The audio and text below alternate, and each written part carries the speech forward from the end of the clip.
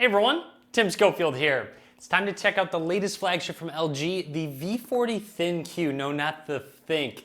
And I know I'm a little late on this video. That is because this month has been insane. I'm sure you've seen all the videos on my channel. Lots of travel, lots of tech devices launched. But it's time to check out the V40 ThinQ. Now, cell phones with headphone jacks are difficult to come by, and luckily this one has one. And not only does it have a headphone jack, it has a very high quality headphone jack, so you can expect a lot of good sound out of it.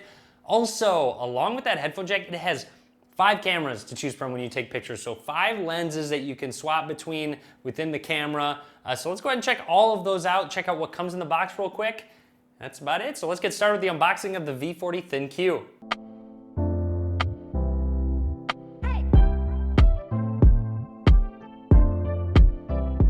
All right, here is the V40 ThinQ from LG, opening it on up. Right away, it looks like we get a cloth. We can set that to the side for now. And here is the phone. See here, 5 cameras, audio tune with Meridian, 6.4-inch OLED full vision display, and a Google Assistant key powered by the Qualcomm Snapdragon. So a lot of features here. We'll set that to the side for just a second. Here we go. LG's committed to giving you peace of mind, confident in the quality. First year limited warranty, we offer a free second year limited warranty upon registration. So that's a nice little addition there. Comes with a SIM card.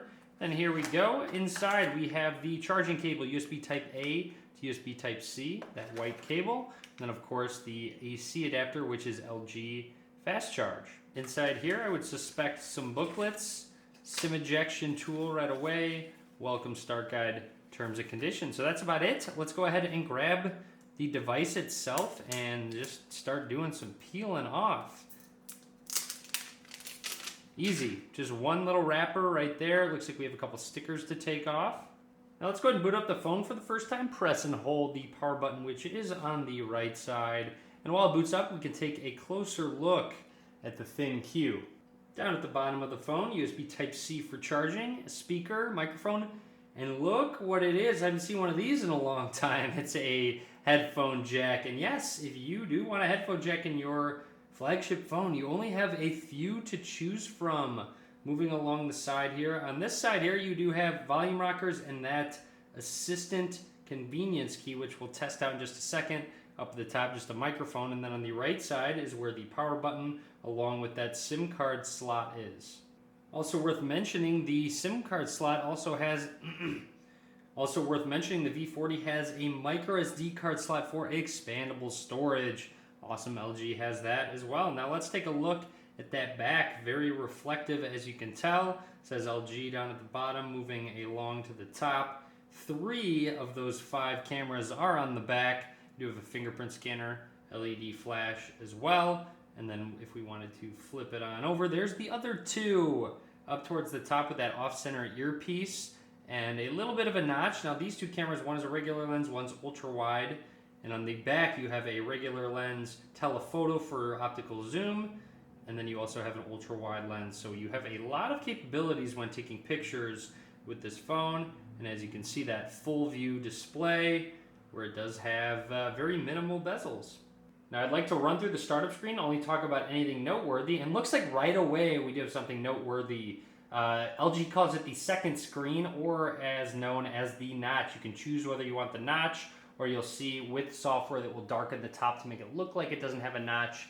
There's a little bit of a closer look with the notch, without the notch, with the notch, without the notch. So it's up to you if you want to actually use that space, or if you would like to just cover it up with software. Now let's go ahead and set up that fingerprint scanner that is on the back. Just go ahead and set my finger down. It does vibrate. Lift it up and place it down like so. Very easy to do. And there we go. Fingerprint is added. Just touch the fingerprint sensor to wake and unlock your device. Very simple. And I think that should be just about it. I skipped just about every other setup process, legal information. And right before you get to your home screen, you get a choice whether you would like the home screen with all your apps on it, or you can have an app drawer, which is the choice I will make. Let's go ahead and hit done. And there we have it.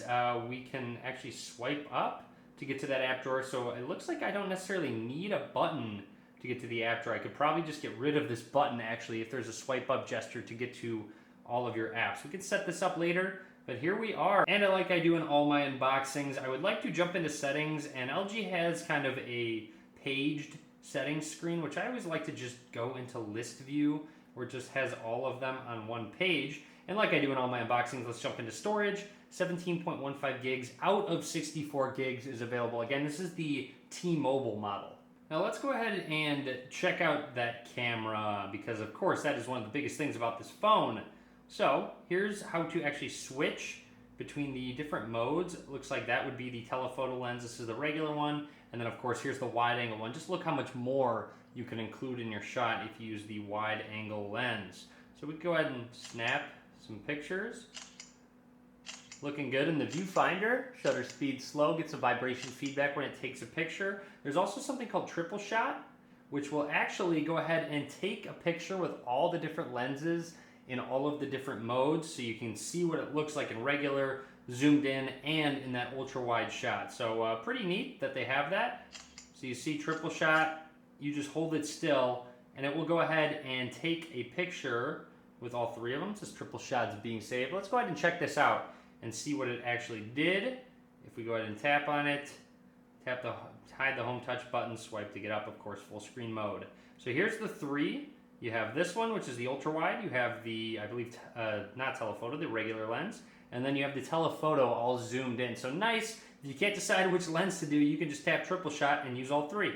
There's a lot more to the camera. Portrait mode, AI cam mode, a lot more to come. Of course, be sure to follow that Instagram. I'll be posting some pictures that I take from this device as well. The link to that is in the description. Now, if I wanted to go back into the settings, we can go into display settings, where there is a lot of different options. So you'll see here home touch buttons. You can change the order, the combination, the color of them. Looks like out of the box, it is in 1080p resolution, which will help save battery. If you'd like to use that full 1440p resolution, you can bump that up and hit apply. And there we go. Now we're using that full screen resolution. There's a screen color option where you can change it to cinema, sports, game, photos, web, expert, where you can customize if you like a cooler or warmer temperature, fine tune with RGB levels, or you can just use auto. Let's go ahead and test out that fingerprint scanner that we did set up. So 1, 2, 3. Unlocks. Let's try it again. 1, 2, 3. Seems like there's just a little bit of a delay. It doesn't turn on instantly. It does vibrate, but it doesn't turn the display on right away for some reason. Let's try it with the display on. So 1, 2, 3. Okay, so it went ahead and swiped up, I guess, for you. 1, 2, 3. So it does have a bit of an animation instead of just unlocking right away, which I'm not the biggest fan of. You might like it, but especially with the display off, if I set it down, I just want it to instantly turn on. I don't necessarily need an animation. With that aside, I'm actually pretty surprised at how light this device is. I do like the look of it as well. This coloring is pretty cool. It does seem to get some smudges, but all glass back phones do get fingerprint smudges, so that's kind of expected at this point. I will definitely be going more in depth on this device, so be sure to click that subscribe button so you're notified of future videos.